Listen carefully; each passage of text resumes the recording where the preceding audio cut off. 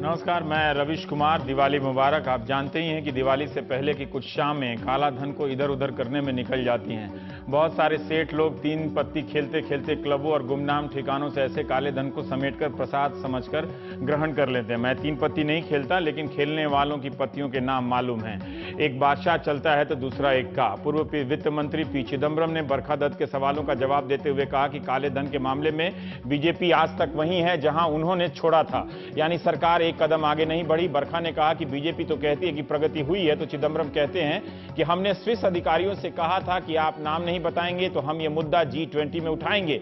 मैंने G20 में उठाया भी और स्विस अधिकारियों को कहना पड़ा कि हम या तो नाम बताएंगे या कारण बताएंगे कि क्यों नाम नहीं बता रहे हैं। 10 दिन पहले जो एग्रीमेंट पेश किया है सरकार ने, वो बिल्कुल वही है। ये वही स्थिति है जिस पर मैंने छोड़ा था। एग्रीमेंट नया नहीं है, लेकिन वित्त मंत्री अरुण जेटली ने 18 अक्टूबर को ब्लॉग लिखा है कि एग्रीमेंट जो 15 अक्टूबर को साइन किया गया है वो नया है। सुप्रीम कोर्ट में जब सरकार ने कहा कि वो दोहरे कराधान के समझौते के तहत नाम सार्वजनिक नहीं कर सकती, तो काफी आलोचना हुई।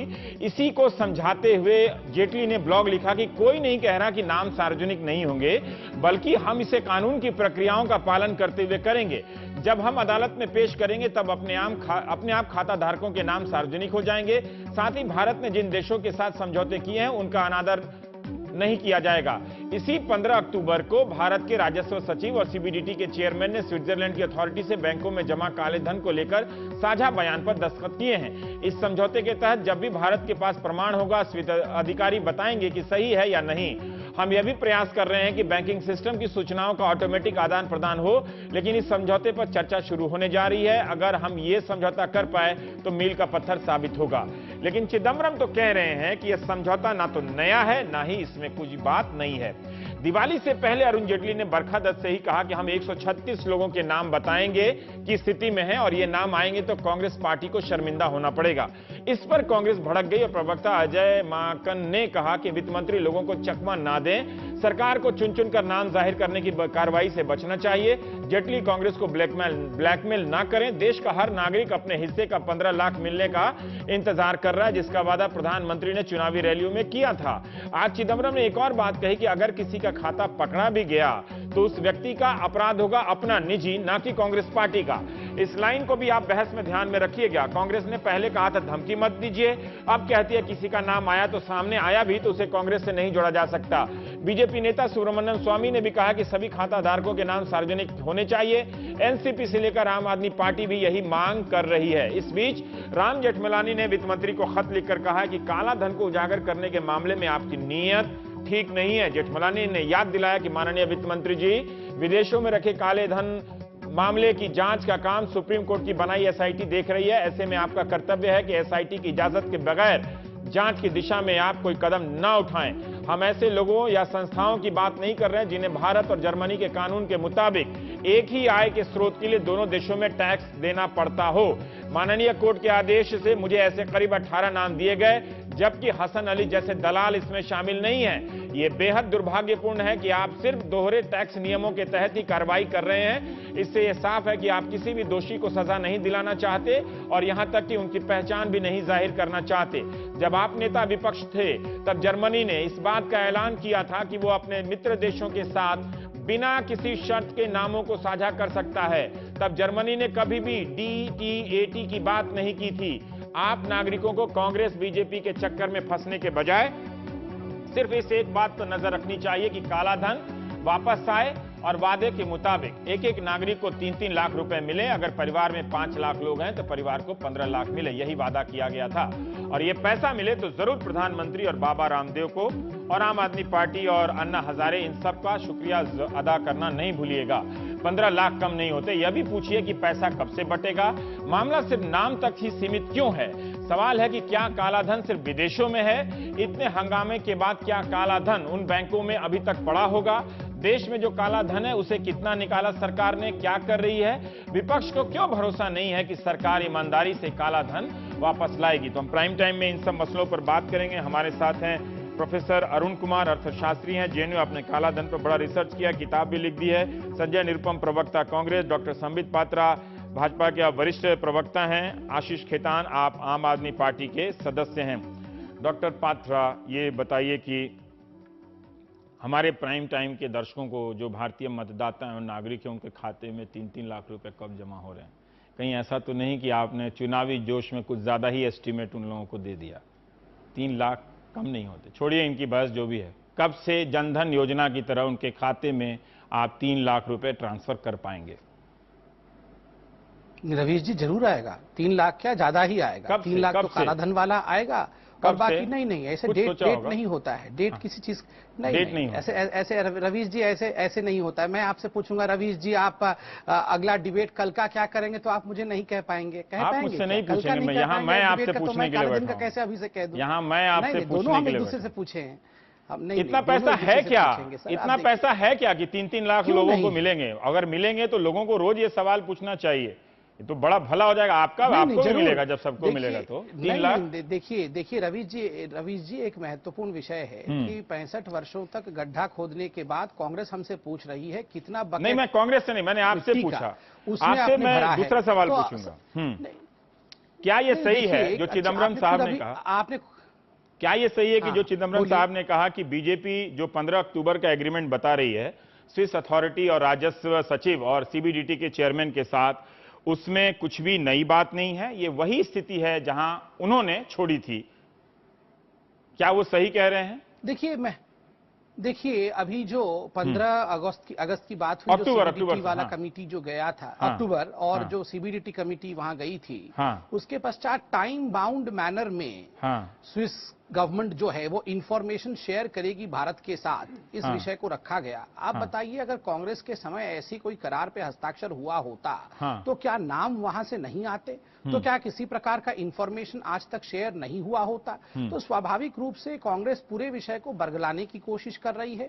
एक एसआईटी तक 2009 से पीआईएल डला हुआ है, 2011 से सुप्रीम कोर्ट एसआईटी के विषय में कह रही है, पता है, मगर 2014 तक एसआईटी बना नहीं पाई। आपने जिस कराधान, जो दोहरे कराधान, जिन समझौते की बात की है, कोई सवाल ना उठा। एक मिनट, आपने एक बात कही कि क्या इसमें नई बात ये आप ये बता रहे हैं कि इस एग्रीमेंट में ये है कि टाइम बाउंड मैनर में, जो शायद पहले नहीं था, एक, और दूसरा कि स्विस बैंक ने पहली बार आपसे कोई नाम साझा किए हैं जो इनके कार्यकाल के दौरान नहीं किए थे। ये एक बात, ये पोजीशन है ना अभी लेटेस्ट? नहीं, देखिए साझा अभी किए नहीं हैं। स्विस गवर्नमेंट ने कहा है कि अगर आप हिंदुस्तान में इन्वेस्टिगेशन करेंगे, आपके पास जो लिस्ट है, आप कहेंगे हमें कि फलाने आदमी का रिकॉर्ड है कि नहीं स्विट्जरलैंड में, तो आज तक हम बताते नहीं थे, हम बताएंगे कि इस व्यक्ति का। पर यही तो चिदम्बरम कह रहे हैं कि इतनी बात तो उनके समय हो गई थी, वो बताएंगे। यही तो चिदम्बरम कह रहे हैं कि इतनी बात उनके, खैर मैं फिर आऊंगा आपके पास। चिदम्बरम ने कहा, जी आप कहना चाहते हैं इस पर संबित, इस पर कि उनके समय में इतनी बात हो गई थी, जब उन्होंने G20 कोई चीज है, जी ऑल सब होना चाहिए, लेकिन G20 जब है उसमें ये मामला उठाया था, तब स्विस अधिकारी मान गए थे। महत्वपूर्ण विषय रवीश जी एक बहुत महत्वपूर्ण विषय में रख दूं, उससे बहुत कुछ स्पष्ट हो जाएगा। ठीक, जो United nation convention against corruption था, जिसको रैटिफाई करने का बहुत वक्त मिला कांग्रेस की सरकार को, वो रैटिफाई करती नहीं है। 2011 में जब बिल्कुल सुप्रीम कोर्ट अपने वर्डिक्ट को रखने वाली है, तब जाके कि अब तो बाध्यतम हमें रैटिफाई करना पड़ेगा, वो रैटिफाई करती है। और इसमें महत्वपूर्ण क्लॉज जो सरकार ऐड कर देती है, आप उस क्लॉज को पढ़ेंगे कि हाँ हमने रैटिफाई तो किया, मगर अगर किसी भी देश के साथ एक सवाल इससे पहले कि मैं संजय निरुपम जी से सवाल करूं, मैं ये कंप्लीट नहीं किया हूं। ओ सॉरी, हाँ पूरा कीजिए। हाँ समित पूरा कीजिए।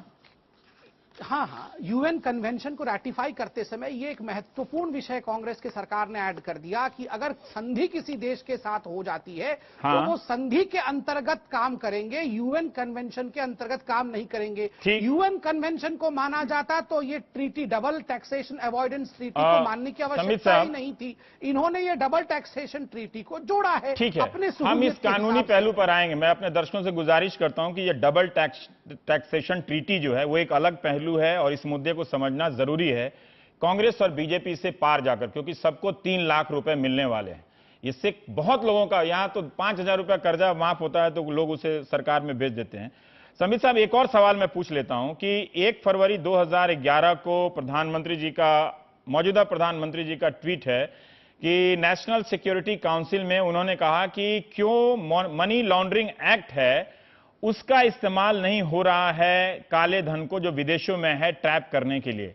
क्या मैं आपकी जानकारी में है या मैं आपसे पूछ सकता हूं कि आपने इस मनी लॉन्ड्रिंग एक्ट का कितना इस्तेमाल किया काले धन को ट्रैप करने के लिए?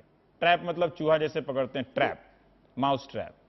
पहली बात तो मैं बता दूं, ये मनी लॉन्ड्रिंग एक्ट जो है ये भी 2002 में एनडीए के समय ही आया। इस पे एक भी क्लॉज कांग्रेस से ऐड नहीं किया। खैर वो विषय नहीं है, प्रयास कर रहे हैं, महत्वपूर्ण विषय है। हाँ। नहीं, महत्वपूर्ण विषय क्यों नहीं करेंगे? जब एसआईटी का गठन नहीं कर रहे हैं, जब स्विट्जरलैंड मैंने कभी देखा नहीं अरुण जेटली के ब्लॉग में या आप लोगों के जवाब में ये नहीं कहा कि आप देखने का प्रयास करेंगे तो नहीं, मैं पूछ रहा हूं कि डीटैट के अलावा जो मनी लॉन्ड्रिंग एक्ट है देखने का।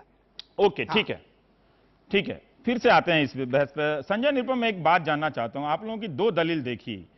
एक दलील में आपने कहा कि 136 नाम क्यों बता रहे हैं, सारे नाम बताने चाहिए।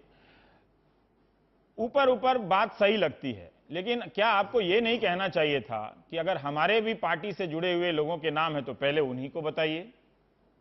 एक और दूसरा, यह क्या दलील हुई कि अगर कोई पकड़ा गया तो उसका कांग्रेस पार्टी से संबंध नहीं है? अगर कोई पकड़ा गया और कांग्रेस पार्टी के शासन में कभी 10 साल मंत्री रहा हो, प्रभावशाली व्यक्ति रहा हो, तो हम कैसे मान लें कि उसका कांग्रेस पार्टी से संबंध नहीं रहा होगा? ये आप ये सूपा में से ये जो दाना है कैसे फटक के अलग करेंगे, बताइए। हाँ रवीश, मैं आपके दोनों सवाल का जवाब देता हूं। उससे पहले आपने जो संबित भाई से एक बात पूछा कि भाई कब आएगा काला धन, तो थोड़ा सा नाराज होकर के उन्होंने जवाब दिया कि ये नहीं कहा जा सकता। मुझे याद आ रहा है राजनाथ सिंह जी चुनाव प्रचार के दरमियान भाषण में कहते थे कि हमें सरकार बनाने का मौका दीजिए, 100 दिन में काला धन आ जाएगा। आज 150 दिन होने को है। तो पहली बात यह कि इन्होंने ही देश में इस प्रकार के लोगों के अंदर आकांक्षाएं पैदा की थी कि अगर बीजेपी की सरकार आ जाएगी तो निश्चित तौर पर काला धन सारा का सारा आ जाएगा। दूसरा, इन्होंने वादा यह किया था कि वादा नहीं बल्कि जब हम सरकार में थे तो बार बार विपक्ष में रहते उन्होंने कांग्रेस सरकार को चुनौती दी कि आप नाम जाहिर क्यों नहीं कर रहे हैं। आप इसलिए नहीं कर रहे हैं क्योंकि कांग्रेस वालों के नाम आप छुपाना चाहते हैं जी। और हमने कहा कि साहब एक संधि हुई है दूसरे देशों के साथ, तो संधि के प्रावधान के तहत नाम जाहिर नहीं कर सकते। लेकिन अब जब इस सत्ता में आ गए तो वही लोग जो सवाल पूछते थे हमसे, उन लोगों ने ही कोर्ट में इस प्रकार का एफिडेविट दिया कि संधि की मजबूरियों की वजह से हम नाम जाहिर नहीं कर सकते। तो यह भारतीय जनता पार्टी का दो बड़ा काला धन के मुद्दे के ऊपर झूठ साबित होता है। रह गई बात जो अजय माकन जी ने उस दिन कहा कि भाई आपके पास 800 नाम आए हैं, आप बहुत सिलेक्टिव लीक करेंगे तो और कुछ नहीं, काला धन महज एक चुनावी मुद्दा या राजनीतिक मुद्दा बनकर रह जाएगा। ये एक बड़ा प्रश्न है। देश के हर व्यक्ति चाहते हैं कि हमारा काला धन वापस आए, किसी का भी हो, चाहे कांग्रेस से जुड़ा व्यक्ति हो, बीजेपी से जुड़ा व्यक्ति हो, कोई व्यापारी हो, कोई नेता हो या कोई सेलिब्रिटी हो, बीजेपी वाला तो आ जाता। किसी का भी पैसा अगर गलत तरीके से आप लोग ले आते अपने सरकार में तो बीजेपी वाले के खाते का हिस्सा तो आ जाता, जैसे आपके अनुसार बीजेपी आपका हिस्सा ला रही है।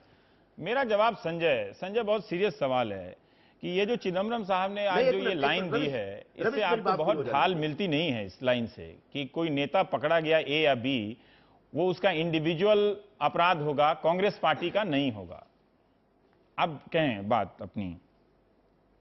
रवीश 2009 और 10 से लगातार भारत सरकार ने अलग अलग देशों के साथ जो हमारी संधियां थी उनको रिवाइज करने की दिशा में काम किया और उद्देश्य यह था कि जहां जहां भी बैंकों में अनऑथराइज तरीके से हमारे लोगों के पैसे हैं उनको लाया जाए। मुझे एक पूरी जानकारी नहीं है, लगभग 50,000 करोड़ रुपए एक साल के अंदर। प्रणब बाबू जब वित्त मंत्री हुआ करते तो उन्होंने पब्लिकली बोला था कि ये जो ब्लैक मनी, अनअकाउंटेड मनी जो विदेशों के बैंकों में खाते में पड़े थे भारतीयों के, वो लगभग 50,000 करोड़ आया। तो ऐसा नहीं है कि हमारी सरकार के प्रयास से पैसा आया ही नहीं, बहुत आया।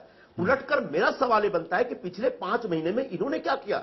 वो ठीक है, वो मैं उनसे पूछूंगा, जनता के सामने वो मैं उनसे पूछूंगा। नहीं संजय, आप इसका जवाब दीजिए आ जाएगा कि हम क्या ये दलील विश्वसनीय है कि किसी कांग्रेस नेता का खाता सामने आएगा तो उसे कांग्रेस का नहीं माना जाएगा? मैं ये आपसे पूछ रहा हूं, वो मैं संबित से पूछ लूंगा कि 5 महीने में क्या कहा। अरुण जेटली जी से पूछा गया, हाँ मैं आता हूं, आपके सवाल का जवाब देता हूं, आपके सवाल का जवाब देता। अरुण जेटली जी से पूछा गया भाई आप नाम क्यों नहीं बता रहे, बोलो तो अगर नाम बताएंगे तो कांग्रेस पार्टी को शर्मिंदगी हो जाएगी। अरे भारतीय जनता पार्टी के लोगों को कांग्रेस की शर्मिंदगी पे कब से शर्म आने लगी भाई? तो ये कहीं ना कहीं गिदड़ भभकी थी, हमने चैलेंज किया। लेकिन मेरा सवाल का जवाब तब भी नहीं दिया आपने। अगर कोई नाम आया तो कैसे माना जाएगा कि ये कांग्रेस? अब आता हूं आपके सवाल के जवाब पे आ जाता हूं, दीजिए। अब हाँ दीजिए मैं आता हूं ना, आप जरा थोड़ा सा धीरज रखो। हमने ललकारा है, हमने चैलेंज किया कि जो भी नाम है एक साथ जाहिर करिए, उसमें कांग्रेस का हो कोई भी हो, में कोई फर्क नहीं पड़ता। अगर किसी ने देश के कानून का उल्लंघन किया है तो उसके खिलाफ कानूनी कार्रवाई होना चाहिए। ठीक है, बस इतनी हमारी भूमिका है।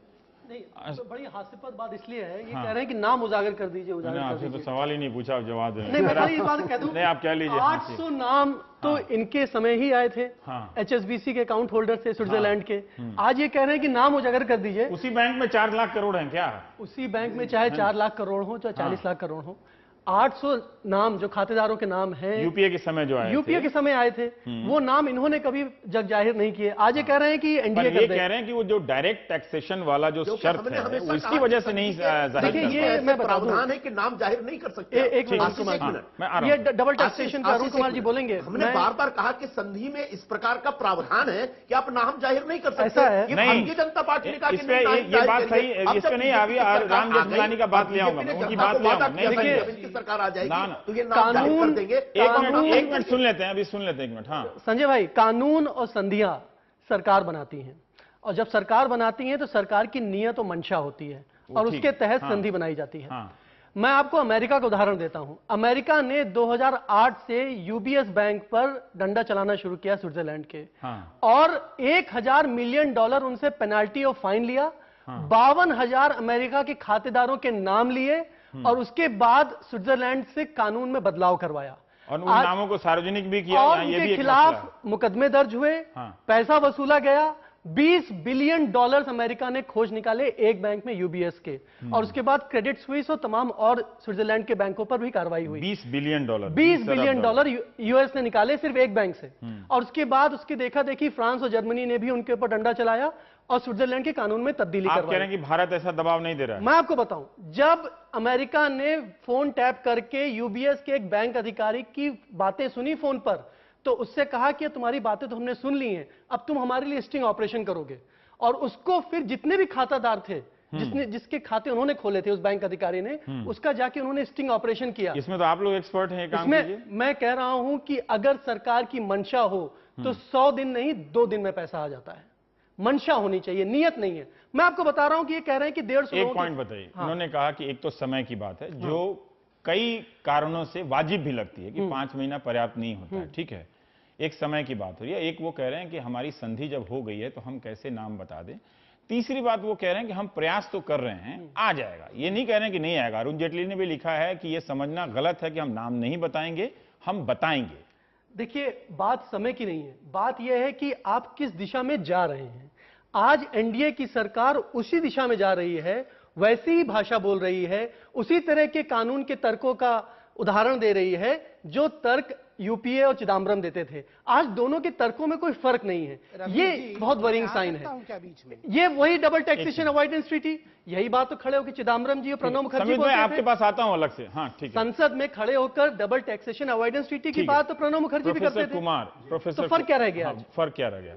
आपने बताया कि दोनों के बात में कोई फर्क नहीं है, तर्कों में कोई फर्क नहीं है। वही प्रोफेसर कुमार, यहाँ 2 कानून हैं। एक मनी लॉन्ड्रिंग एक्ट, जिसका नरेंद्र मोदी ने तब विपक्ष में रहते हुए कहा था कि इसका सहारा लेकर आप क्यों नहीं खोज सकते हैं। क्या हम खोज सकते हैं? पहला सवाल मेरा है एसआईटी को लेकर, क्या हम ठीक ठीक समझ पा रहे हैं कि काला धन खोजने का सारा ठेका इसी को दिया गया है, ये खोज लेगी, बाकी सरकार को कुछ नहीं करना है? दूसरा, ये जो अंतर्राष्ट्रीय संधियों का हवाला दिया जा रहा है, मैं कांग्रेस बीजेपी से मुक्त होकर जानना चाहता हूं कि ये कितनी बंदिशें हैं। क्या इन बंदिशों के अलावा कोई और रास्ता है हिंदुस्तान की सरकार के पास कि हम नाम और पैसा, सबसे पहले लोगों को 3-3 लाख रुपया मिलना चाहिए, वो आ जाए, नाम जान के क्या, वो तो जेल जाएंगे जिनको जाना है। ठीक है, तो सबसे पहले मैं साफ कर दूं कि देश में इस समय 50% काले धन की आमदनी होती है देश में। यानी तो अगर आपका जैसे इस समय जीडीपी 130 लाख करोड़ रुपया है, अच्छा ठीक है, 65 लाख करोड़ रुपया उसके अतिरिक्त काला धन जो की आमदनी होती है, जी ठीक है, उसमें से 10% बाहर जाता है, 90% देश में रहता है। देश में रहता है। हाँ, तो 6.5 लाख करोड़ रुपया बाहर जा रहा है इस समय। हाँ, उसमें से क्या होता है कि एक पार्ट राउंड ट्रिपिंग से वापस आ जाता है, वो सारा का सारा बाहर नहीं जमा होता। उसमें से एक हिस्सा होता है जो आप अपने जो चुनाव में आता है चुपचाप चला जाता है। चुनाव की तो एक अलग बात है, उसमें बहुत कम आता है। चुनाव में कम आता है, बहुत कम है वो। मतलब 6.5 लाख करोड़ रुपए जैसे बाहर जाता है तो उसमें से आपको 30-40 हजार करोड़ रुपए चाहिए, तो ये नहीं कि उसकी कोई ज्यादा संख्या नहीं है। 40,000 करोड़ तो पर्याप्त है। हाँ, पर 6.5 लाख करोड़ रुपए में तो 40,000 करोड़ रुपए कुछ भी गिनती नहीं हुई। तो यानी चुनाव से उसका लिंक ज्यादा नहीं है। और उसमें जो 6.5 लाख करोड़ रुपए बाहर गया, उसमें से आपने इन्वेस्ट कर दिया, इंडस्ट्री में कर दिया, रियल एस्टेट में कर दिया, यॉट खरीद ली, आपके बच्चे वहां पढ़ रहे हैं, ये सब होता है। तो एसआईटी और हाँ, तो मैं उसमें आ रहा हूं, तो यानी कि बहुत ज्यादा पैसा ऐसा नहीं कि बैंकों में पड़ा हुआ है। ठीक है। हाँ। अच्छा, आप एसआईटी को आपने कहा कि आप ये जो हसन अली का केस है और लिechtenstein डिस्क का, इसको देखिए, इसके साथ जुड़े हुए और क्रिमिनल केसेस, ये हमारे पास एसआईटी का वो है। एक उदाहरण दीजिए जिससे हमारे दर्शक समझें कि क्या सरकार जो ये कह रही है एसआईटी जांच कर रही है तो ठीक ही कह रही है, नहीं, उसी का इंतजार करना चाहिए। एसआईटी से बहुत एक्सपेक्ट नहीं करना चाहिए, क्योंकि उनको एक लिमिटेड दायरे में जो काम करने को दिया गया है। सिर्फ विदेशी बैंकों का पता कर, विदेशी बैंकों का और हसन अली का केस एलजीटी बैंक, जो इंटरनेशनल ट्रीटी की बात है, वो डीटीए जेठमलानी ने कहा है कि जर्मनी ने ऐसा कभी भी नहीं कहा कि आप किसी टैक्सेशन से रिलेटेड कानून के तहत आप इन लोगों का नाम नहीं बता सकते हैं। मैं उस पे आ रहा हूं कि डबल टैक्सेशन अवॉइडेंस एग्रीमेंट का काले धन से कुछ लेना देना, कोई लेना देना, क्योंकि डबल टैक्सेशन अवॉइडेंस एग्रीमेंट आपकी डिक्लेयर्ड इनकम पे लगती है कि आपकी जो आमदनी स्विट्जरलैंड में है, जो घोषित आय है, उस पर स्विट्जरलैंड में टैक्स दे रहे हैं और इंडिया में तो एक ही जगह टैक्स देंगे। अच्छा, आपने आय अपनी घोषित नहीं की तो उस पर तो टैक्स कहीं भी नहीं देंगे आप। ठीक है, तो जो ये दलील जो सरकार ले रही है वो पर्याप्त नहीं है। दूसरी बात टैक्स अवॉइडेंस एग्रीमेंट जो है उसमें दो हिस्से हैं। एक हिस्सा है इंफॉर्मेशन एक्सचेंज का, जहां पे कहा गया है कि अगर हम आपको कुछ इंफॉर्मेशन देंगे तो उस पे आपको एक सीक्रेसी होगी, लेकिन वहां पे भी कहा गया है, ये कोट करता हूं, बता दीजिए, may disclose the information public court proceeding. Hindustan में चुनाव होता तो दूसरा ही कोर्ट निकल जाता, तो इसलिए कोर्ट में और कोर्ट की प्रोसीडिंग, और अगर टैक्स रिलेटेड मामला है उसकी कोर्ट में प्रोसीडिंग आएगी तो वहां पे नाम घोषित किया जा सकता है। और यही एसआईटी में एक लाइन में बताइए मुझे। बिल्कुल सही इन्होंने कहा। जैसे इस देश में 2 इंडस्ट्रियलिस्ट भाई हैं जिनका हर स्कैम में नाम आता है। उनके पिताजी ने एक बहुत बड़ा बैंक का खाता वहां पे खोल के रखा था। जब ये इंफॉर्मेशन आई तो दोनों भाइयों ने करीब 50-50 करोड़ रुपए टैक्स जमा कर दिया और केस वो क्लोज हो गया। अब वो उसके ऊपर कभी मुकदमा दर्ज नहीं हुआ। तो ये जो 150 नाम जो डिस्क्लोज करेंगे उसमें उन महोदय का, उन दोनों भाइयों का कभी नाम नहीं आएगा। ठीक है समित, मेरा एक 2 सवाल है कि आपने जब इस बात को रखने में यूपीए के समय किए गए करों को लेकर, टैक्स को लेकर, प्रोफेसर कुमार ने कहा वो तो जो हम कमाते हैं, अगर स्विट्जरलैंड में रह के कमाते हैं, भारत में टैक्स देना है या नहीं देना घोषित, उसका काले धन से कोई लेना देना नहीं है, जिस जर्मनी या स्विट्जरलैंड के साथ हुए करार का आप जिक्र कर रहे हैं। एक सवाल, आप अपनी प्रतिक्रिया जिन लोगों ने कहा उस पर भी दे सकते हैं। दूसरा मेरा सवाल है कि विदेशी खातों में जमा काले धन के अलावा जो हिंदुस्तान में है, क्या आप 5 महीने के बाद बता सकते हैं कि आप उसे वसूलने के लिए, निकालने के लिए क्या कर रहे हैं? कोई कमेटी बनी है या कोई और भी कुछ भी? हाँ, देखिए, पहला विषय है जो कहा जा रहा है कि जो डबल टैक्सेशन अवॉइडेंस ट्रीटी, इसका काले धन से कोई लेना देना नहीं है, इसलिए इसको बाईपास करके नामों को डिक्लेयर किया जा सकता है। तो आपको ध्यान होगा जो पिछली सरकार ने 18 नाम एक लिफाफे में बंद करके सुप्रीम कोर्ट के कहने पर पिटिशनर अर्थात राम जेठमलानी को हस्तांतरित किया था। ये नाम पब्लिक भी हुए थे। ठीक उसके बाद इसी साल 2014 अगस्त में जर्मनी से एक चिट्ठी भी आया जिसका जिक्र अरुण जेटली जी ने अपने वक्तव्य में किया था। स्पष्ट रूप से जर्मनी ने कहा कि अगर इस प्रकार से नाम जो हम आपको देते हैं, आप अगर इसे पब्लिक करेंगे तो हम आगे से इन नामों को नहीं बताएंगे। इसको मुकुल रोहतगी साहब ने कोर्ट में कहा था, why should we dry the source of our information. जो सोर्स ऑफ इंफॉर्मेशन है उसको अगर हम सुखा देंगे तो भविष्य में जो नाम हमारे पास, ये थोड़ी समस्या है। देखिए, मैं किसी के बीच में नहीं बोल रहा था, मैं इस डिबेट में सिविलिटी चाहूंगा। तो हाँ, तो इसी प्रकार से हम अपने जो सोर्स है, जहां से नाम आ रहे हैं, उन्हें क्यों रोके? इसलिए हमारा ये दलील है, जो लोग ये फोर्स कर रहे हैं कि तुरंत नाम बताया जाए, वो कहीं ना कहीं वेस्टेड इंटरेस्ट रखते हैं कि आगे कोई भी नाम ना आए ताकि वो अपने लोगों को बचा सके। दूसरा महत्वपूर्ण विषय, और ये बहुत महत्वपूर्ण है, मैं एक इंपॉर्टेंट टेक्निकल पॉइंट रख दूं, आपको अच्छा लगेगा।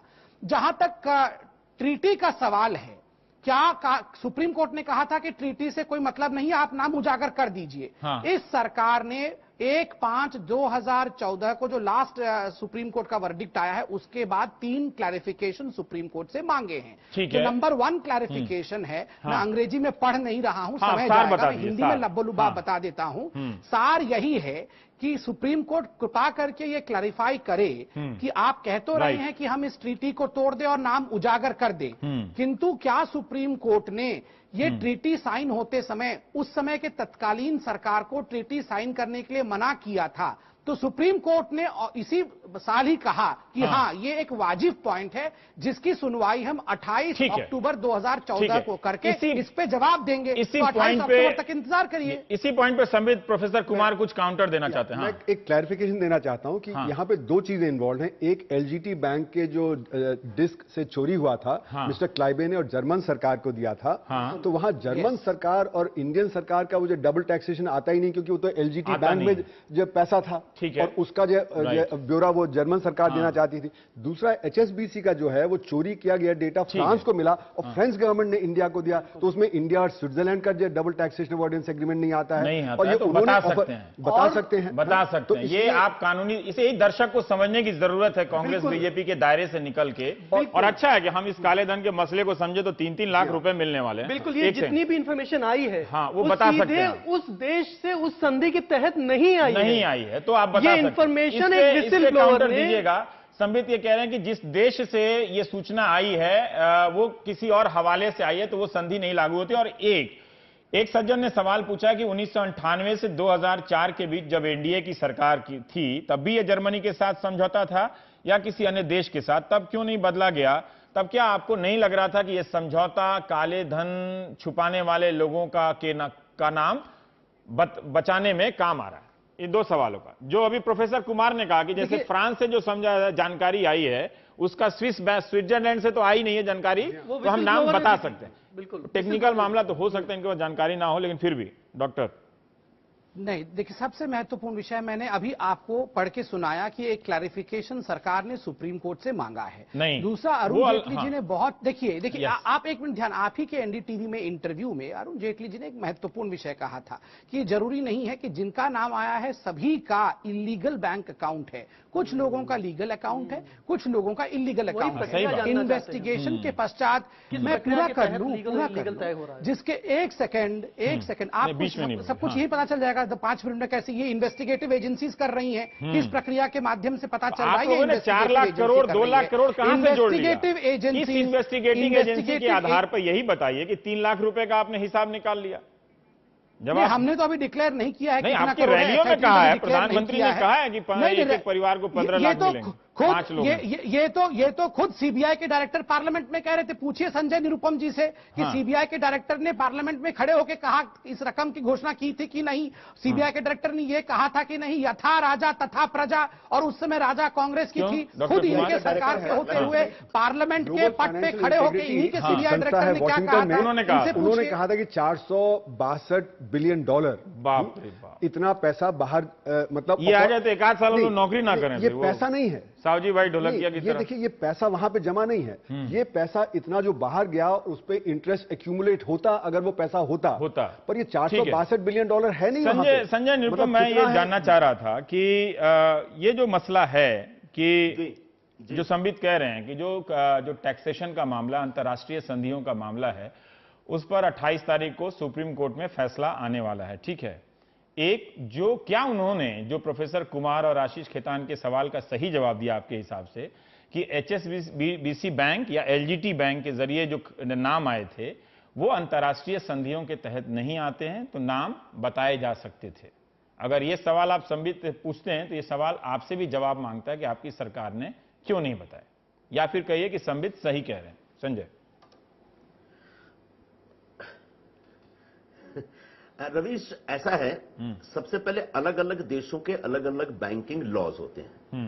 स्विट्जरलैंड का एक बैंकिंग सीक्रेसी लॉ है, वो उसके हिसाब से वो ज्यादा से ज्यादा ये बता सकते हैं कि हर साल कौन से देश के नागरिकों के कितने पैसे उनके अकाउंट में आए, लेकिन किस किस के हैं ये शायद वो नहीं बताते। मुझे बहुत अच्छे ढंग से याद आ रहा है कि प्रणब बाबू ने, जब वो फाइनेंस मिनिस्टर हुआ करते थे, तब स्विस सरकार के साथ एक एग्रीमेंट किया था। वो डीटीएएस था या कोई और तरह का एग्रीमेंट था, मुझे इतना याद नहीं है, लेकिन उस समय स्विस गवर्नमेंट ने यही कहा था कि हम आपको डिटेल जानकारी देंगे लेकिन नाम जाहिर न करें। अब ये डीटीए का हिस्सा है या अलग से कोई दूसरी कोई संधि हुई थी, मुझे इसकी जानकारी नहीं है। लेकिन जैसा कि आशीष कह रहे हैं कि हर देश के सरकार के हाथ में होता कानून बनाना, कानून तो हम बनाते हैं, लेकिन जब द्विपक्षीय दो देशों के बीच जब संधियां साइन होती हैं तो एक देश की सरकार डिक्टेट नहीं कर सकती सारे टर्म्स, निश्चित तौर पर उस देश की सरकार के हिसाब से चलना होगा। तीसरी बात, अब आप कह रहे हैं कि द्विपक्षीय जो डबल टैक्सेशन अवॉइडेंस का जो एग्रीमेंट है वो आता है कि नहीं। हमारे हिसाब से आ रहा था। अगर भारतीय जनता पार्टी को लगता है कि डीटीएस अरुण कुमार जी के कहने के हिसाब से, आशीष के कहने के हिसाब से कहीं से भी कालाधन वापस लाने में रोड़ा नहीं बन रहा है, तो बेशक ये सरकार काम करे। ये सरकार पहले कहती थी कि नाम जाहिर करो, आज यही सरकार कहती है कि डीटीएस की वजह से हम नाम जाहिर नहीं कर सकते। तो कहीं ना कहीं अब सवाल इस सरकार से पूछने का टाइम आ गया है। अब हम अपोजिशन में एक छोटी सी सवाल न पूछें, एक छोटी सी बात संबित पात्रा जी ने जो कहा, सवाल पूछें। जांच एजेंसियां तय कर रही हैं कि किनके खिलाफ प्रोसिक्यूशन होगा और किनके खिलाफ मुकदमा दर्ज नहीं होगा। इसमें क्या दिक्कत? मैं आपको बता नहीं, इसमें बहुत बड़ी समस्या है कि मैं आपको बता रहा हूं कि जो 800 से ज्यादा नाम हैं, उसमें से अधिकांश नाम बड़े बड़े उद्योगपतियों के हैं। उन तमाम उद्योगपतियों ने दोनों ही पार्टियों को, कांग्रेस और बीजेपी को, बहुत बहुत बड़ा चंदा दे रखा है और ये सब रिकॉर्ड पर है। और उनमें से तमाम उद्योगपतियों के खिलाफ फाइलें बंद कर दी गई, उनसे टैक्स ले लिया गया है। मेरी एक छोटी सी बात कर लेता हूं। मैं 3 लाख प्रति नागरिक में इंटरेस्टेड हूं। किसके पास पैसा है, किस पार्टी के पास नहीं है, इनकम टैक्स अधिकारी कोई दिलचस्पी नहीं है। कोई जेल ना भी जाए, 3 लाख रुपए प्रति नागरिक को मिल जाए पैसा, मेरी दिलचस्पी देखिए इसमें है। देखिए, आप काले धन के खिलाफ कार्रवाई कब करते हैं? काले धन के खिलाफ कार्रवाई ये नहीं होती कि नाम आया तो टैक्स ले लिया और फाइल बंद कर दी। ठीक है। काले धन के खिलाफ कार्रवाई तब होगी जब नाम आया, एफआईआर दर्ज हो, पेनाल्टी हो और कितने खाते हैं वो इंफॉर्मेशन निकाली जाए। लेकिन यहां पर मामले को दबाने की कोशिश की जा रही है। जो 100 नाम आएंगे उसमें आप देख लीजिएगा कि एक से एक। प्रोफेसर कुमार, हम जानना चाहते हैं कि अब इतना हंगामा हो गया, क्या वो पैसा होगा क्या वहां पे? एक जानकारी है नहीं। जो $462 बिलियन का भी जो एस्टिमेट लगाया, वो नहीं है, लोगों ने निकाल लिए होंगे वो पैसे। नहीं, वो खर्च कर देते हैं, वो इंडस्ट्री में लगा देते हैं, तो पैसा बैंकों में है नहीं इतना जिसको आप वापस ला सकते हैं। तो जो क्या स्थिति होगी डॉक्टर पात्रा? एक सेकंड, जैसे कांग्रेस की एमपी अनु टंडन का वहां पे खाता था, बाद में वहां पे पैसा बहुत कम निकला, लेकिन जब उनके पास पहले रिकॉर्ड आया तो पैसा काफी था। अब वो यहाँ नहीं है तो मुझे मालूम नहीं इस केस का कि वन साइडेड व्यू चला जाएगा। क्योंकि मैंने उनके खिलाफ स्टोरी लिखी है। वो आप कर सकते हैं, मेरी जिम्मेदारी है कि जब तक दूसरा पक्ष ना हो। हसन अली के केस में जैसे कहा गया था शुरू में कि $8 बिलियन उनके हाथ में मिला। डॉक्टर पात्रा, क्या ये ऐसी स्थिति हो सकती है कि अगर इतना पैसा नहीं आया तो जिस तरह से कांग्रेस को शर्मिंदगी उठानी पड़ेगी, आप लोगों को भी उठानी पड़ सकती है?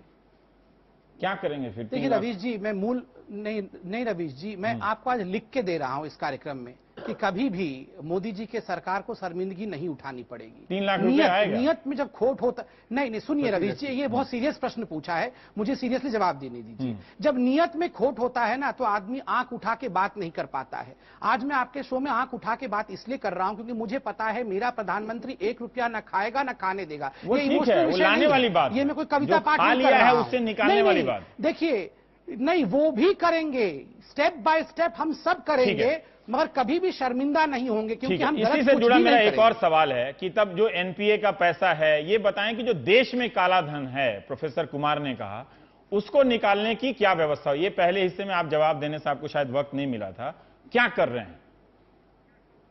देखिए, स्वाभाविक रूप से देश में जो काला धन है, जो कि एक बहुत बड़ा चंक आवश्यक रूप से होगा, जिस प्रकार से जीडीपी में आज काले धन का कंट्रीब्यूशन एक बहुत बड़े रूप में हो रहा है, तो इकोनॉमी को नॉन करप्ट वे में स्ट्रीमलाइन करने की बहुत बड़ी आवश्यकता है। और रवीश जी, ये आप भी जानते हैं और तमाम पैनलिस्ट यहां जो बैठे हैं वो भी मानेंगे कि ये एक बहुत बड़ा यज्ञ है, ये रातों रात अचीव होने वाला विषय नहीं है। क्या किया है? बॉटम आएगा, जहां संबित पात्रा जी से पूछ लीजिए। ये ऊपर से करप्शन बंद हो और नीचे तक करप्शन बंद हो, तभी यह संभव होगा। डॉक्टर साहब, एक प्रश्न आपसे। जस्टिस संतोष हेगड़े, जिनकी बहुत इज्जत करते हैं लालकृष्ण आडवाणी जी, उन्होंने अपनी बहुत बड़ी रिपोर्ट में लिखा है कि अदानी जो 18,000 करोड़ का माइनिंग स्कैम हुआ है कर्नाटका के, उसके प्राइम बेनिफिशियरी हैं अदानी, जिनके प्लेन में आपके प्रधानमंत्री घूमते हैं। और दूसरा भी डीआरआई ने अदानी के खिलाफ एक केस रजिस्टर किया है मनी लॉन्ड्रिंग का, कि पावर प्लांट होता है 1,000 करोड़ का, उसकी कीमत लगाते हैं 8,000 करोड़ पे देश की जनता को चूना लगाने के लिए। मामला तो ये अदानी के खिलाफ ये जो मनी लॉन्ड्रिंग और जो पैसा खाया है, कब कार्रवाई होगी उसके खिलाफ? आपके प्रधानमंत्री कब कार्रवाई करेंगे? आपने अभी संतोष हेगड़े जी, जिनको हम लोग बहुत मानते हैं, उनका जिक्र दिया, तो मैं कार्रवाई कब करेंगे? वो बता रहे मानते थे। सुन लीजिए ना, आप क्यों सवाल पूछ रहे हैं? जब एक सवाल पूछ लिया है तो अन्ना जी को आप बहुत मानते थे। अन्ना जी ने आम आदमी पार्टी पे तमाम सवाल उठाए हैं। आप कब करेंगे वो सब कुछ पूरा? आप भी तो प्लेन पे चढ़ के इंटरव्यू देने चले गए थे। नहीं, आप भी तो एक बड़े जंबो जेट पे चढ़ के एक इंटरव्यू के लिए आ गए थे। कब होगा उसका जवाब? आप जवाब कब दोगे जनता को? आप कह रहे थे 2 दिन में काला धन वापस आ जाएगा। हाँ संजय, 49 डेज में आपने दिल्ली का तो कमाल कर दिया, 2 दिन में सब कुछ हो जाएगा। ये तो मैं आपसे पूछ रहे हैं, आप दिल्ली वाला बात कर रहे हैं। मैं दिल्ली पे बहस नहीं कर रहा हूँ डॉक्टर संबित। ये दिल्ली संजय निरुपम, जो सवाल आशीष खेतान ने संबित पात्रा से किया, वो सवाल कांग्रेस क्यों नहीं उठाती है? इस तरह के सवाल अभी पात्रा जी ने कहा कि ये सरकार ऐसी है जिसमें कभी भी शर्मिंदगी नहीं होगी, और आशीष ने जो सवाल उठाया उससे संबित पात्रा खुद ही शर्मा गए और उसका जवाब नहीं दे पा रहे। नहीं, वो सवाल आप क्यों नहीं पूछते? बहुत सारे सवाल हैं, वो सवाल आप क्यों नहीं पूछते? सरकार नहीं दे पाती। हम भी उठाते हैं ना, ऐसा नहीं कि अदानी के मुद्दे पे हम सवाल नहीं उठाते जी। हमने आज से थोड़ी उठाया सवाल। बहुत मुंब्रा पोर्ट में शुक्रिया पोर्ट के नाम पे जो जमीन नरेंद्र मोदी बतौर अदानी को दिए, नहीं वो आप तो रॉबर्ट वाड्रा वाला लेकर आएंगे। मेरी पूरी बात हो जाने दीजिए। ठीक है। नहीं वो आते, वो आएंगे। रॉबर्ट वाड्रा की बात हमेशा करेंगे, लेकिन ये नहीं बताएंगे कि 23 करोड़ रुपया अरुण जेटली की प्रॉपर्टी थी और वो बढ़कर के 150 करोड़ हो गई। अभी आज उनके रेल मंत्री का जो आया है, पूरा अकाउंट खुल के आया है कि जब 5 महीने पहले चुनाव लड़ रहे थे तो 9 करोड़ की प्रॉपर्टी थी, आज 10 कुछ मंत्रियों के कम भी हो गए। 5 महीने में 10 बहुत बहुत शुक्रिया। हम दर्शकों से इतनी गुजारिश कर रहे हैं कि काफी जटिल मामला है, इसे अंतर्राष्ट्रीय संधियों, कानूनों, जैसे मनी लॉन्ड्रिंग एक्ट का जिक्र अभी बीजेपी नहीं कर रही, जबकि प्रधानमंत्री ने कहा था कि इसके सहारे निकाल सकते हैं। इस पे नजर रखिए। बहुत सारी पेचीदगियां हैं, सिर्फ इसलिए नहीं कि इनको दोषी ठहरा रहे हैं, आप उतने दोषी ठहरा रहे हैं। आप सिर्फ अपना फायदा देखिए कि आपके अकाउंट में 3 लाख रुपए आ रहा है। मेरा भी इसी से मतलब है। बहुत बहुत शुक्रिया। मैं इस अगले हिस्से में रेलवे स्टेशन पर परिमल, हमारे सहयोगी, दिन भर रिपोर्ट करते रहे कि वहां क्या हालत है रेलवे की। अब रेलवे प्रोटेक्शन पुलिस जो है, फोर्स ने परिमल को वहां घुसने से मना कर दिया है। अगर हम घुसेंगे नहीं वहां पे तो कैसे दिखाएंगे कि आपके हिंदुस्तान के लोग शौचालयों में बैठकर सफर कर रहे हैं? नहीं दिखाएं। छोटे से ब्रेक के बाद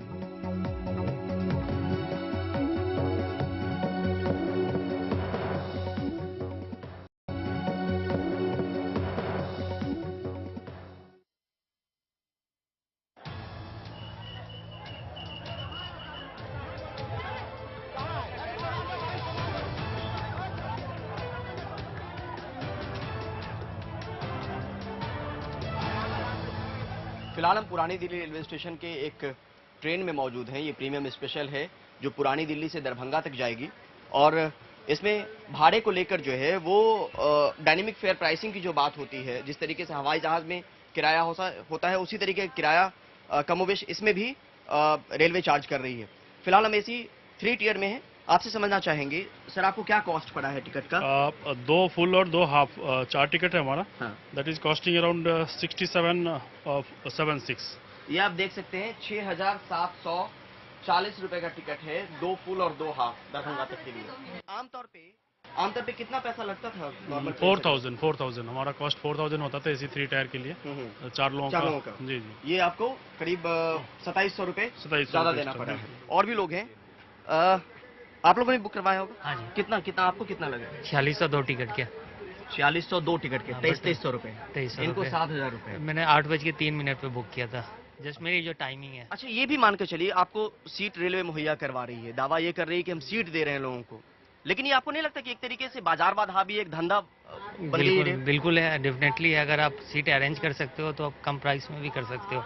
डायनेमिक के नाम पे आप सीट अरेंज कर सकते हो एक्स्ट्रा, और कम प्राइस में नहीं कर सकते हो, तो डेफिनेटली वो तो है। ये कह रही है रेलवे की एडिशनल फैसिलिटी हम दे रहे हैं पैसेंजर्स को, ये तो मजबूरी का फायदा हुआ ना? कोई फैसिलिटी नहीं है, जनरल ये है, there is no additional facility. Premium केवल फेयर है, प्रीमियम सर्विस नहीं है।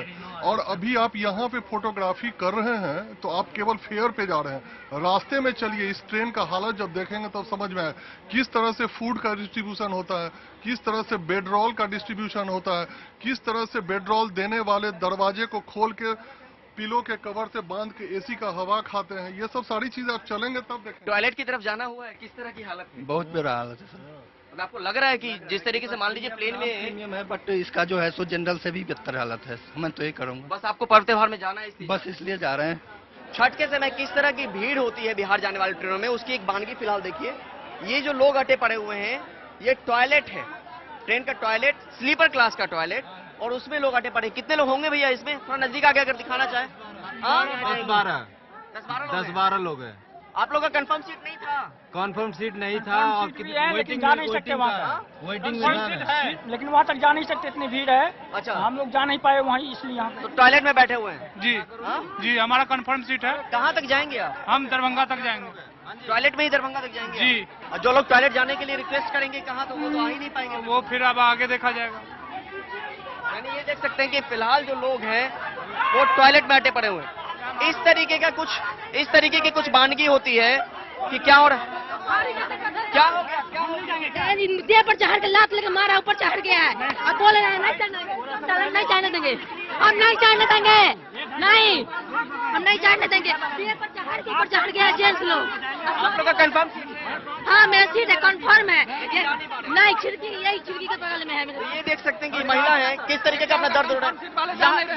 यहाँ देखिए, कंफर्म सीट है। एक और बात देखिए, ये 4 सीट जो है तत्काल में लिया गया है। 4 सीट तत्काल में लिया गया है। कल बहुत 3 बजे रास्ते में लग के तत्काल टिकट लिया, और आज यह स्थिति है कि मैं इसमें प्रवेश नहीं कर सकता। जाने की तो दूर है, दौर से अगर देखना चाहें, जाने की तो दूर है, मैं चढ़ नहीं सकता। 4 लोग हैं आप? जी जी, मैं चढ़ नहीं पा रहे हैं। जी, चढ़ नहीं पा रहा हूँ, जाने की तो सोच ही नहीं सकते। जो भीड़ की हालत है वो महज स्लीपर और जनरल बॉगी तक नहीं है, ये एसी है, और एसी 3 टायर में ये हालत है। किस कदर लोग अटे पड़े हैं वो देखिए। आप लोग का कहाँ पे सीट था? स्लीपर में सीट है सर, एसएम में। कंफर्म था? कंफर्म था। वहाँ जगह नहीं मिली? वहाँ जगह नहीं मिला, पूरा भरा हुआ है। आपकी भी वही हालत? हाँ, वो मेरी भी वही हालत है। स्लीपर में कंफर्म टिकट है, लेकिन मेरी अंदर जाने का जगह नहीं, अंदर में स्लीपर बोगी में। और ये पूरा बोगी अटा पड़ा है? पूरा बोगी पूरा भरा हुआ है। एसी का ये हाल है, बुरा हाल है सर, क्या करें? सर 1500 रुपया लिया है चढ़ाने का। क्या कह रहे हैं? 1500 रुपया लिया है। इस डिब्बा में जिसमें खाना बनता है उसमें 1500, 2000, 2500 रुपया लिया है। कौन लिया? स्टाफ ने लिया, और थप्पड़ भी मारे हैं। थप्पड़ मारे हैं, 1500, 2000, 2500 रुपया लिया है। यानी लोगों की सर जी, 1 मिनट, हमारा कंफर्म टिकट है सर जी, हमारा कंफर्म टिकट है। 1 मिनट, हमारा कंफर्म टिकट है, हमारे साथ बच्चे हैं, हम चढ़ नहीं पाए। ट्रेन तो चली गई, एसी में गए हैं तो थप्पड़ मार के उतार दिया है यहाँ के जो सिक्योरिटी गार्ड सब है। बिहार संपर्क क्रांति ट्रेन जा चुकी है, लेकिन उसके बावजूद कई लोग यहाँ पर ऐसे हैं जिनके पास कंफर्म टिकट होते हुए वो लोग चढ़ नहीं पाए, भीड़ इतनी ज्यादा थी। अब लोगों से हम बात करने की कोशिश करते हैं। आपके पास टिकट है? टिकट था, कंफर्म था। 2 महीना पहले बनाया था। इससे बढ़िया ट्रेन में चढ़ नहीं पाए। बढ़िया तो लालू यादव ट्रेन में चढ़ नहीं पाए। ये उन लोगों